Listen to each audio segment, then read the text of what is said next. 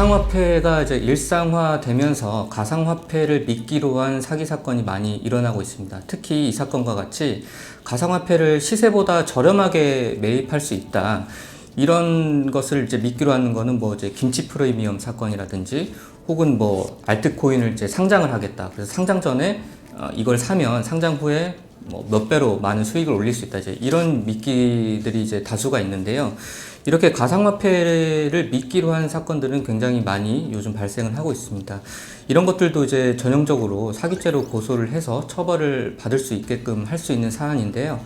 이 본질적으로 이 사건을 해결을 하시려면은 일단은 사기죄로 고소를 하시는 거는 이제 기본적으로 하셔야 되는데, 이때 팁이 있다면은 고소장을 작성을 하실 때 최대한 공범을 많이 특정을 하시는 게 중요합니다. 그러니까 이 회사의 뭐 등기상 임원이라든지 뭐 사무실에 거주했던 뭐 직원들이라든지 아니면 이 회사를 소개시켜준 사람이라든지 어쨌든 이 회사에 내가 가서 투자를 하게 한 모든 관련된 사람들을 가능한 이제 최대한 피고 소인으로 특정을 하셔야 됩니다. 그 이유는 뭐냐면은 형사적으로 사기죄의 공범들이 되면은 이거는 부진정 연대 책임이라고 해서 이 가해자 개개인에 대해서 한 명 한 명에 대해서 전액을 다 청구를 할 수가 있거든요. 뭐 그렇다고 해서 이 사람들한테 각각의 피해금 전액을 이제 뭐 합산해서 뭐 10배, 20배 받을 수 있다는 게 아니라 이 개개인을 선택해서 내가 받은 피해금을 전부를 청구할 수 있다는 의미입니다.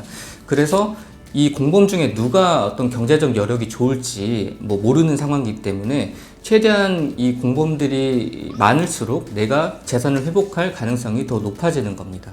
그리고 이제 두 번째로는 이 피해금을 어떤 계좌이체로 해가지고 돈을 입금하는 경우가 많을 거예요. 그런 경우에는 그 내가 입금한 그 계좌에 대해서 가압류 신청을 해서 내 피해금을 일단 보존을 시켜두고 나중에 이제 내가 찾아올 돈을 확보를 미리미리 하시는 게 중요하다고 볼 수 있겠습니다.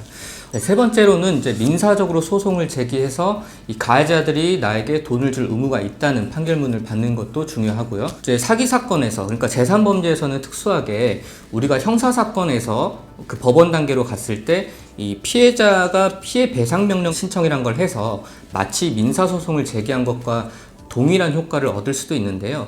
그 신청도 고려를 해보시는 게 좋습니다. 사기죄 분야는 이렇게 그 가해자 처벌도 중요하지만 본인의 재산을 회복을 함에 있어서 이 신속성이 따라야 되고 이 가압류 신청이라든지 민사적으로도 신경을 많이 써야 되는 전문적인 분야이기 때문에 사기 분야를 전문적으로 처리하는 변호사와 상담을 해서 조력을 이제 초기에 받는 것이 중요하다고 볼 수 있겠습니다.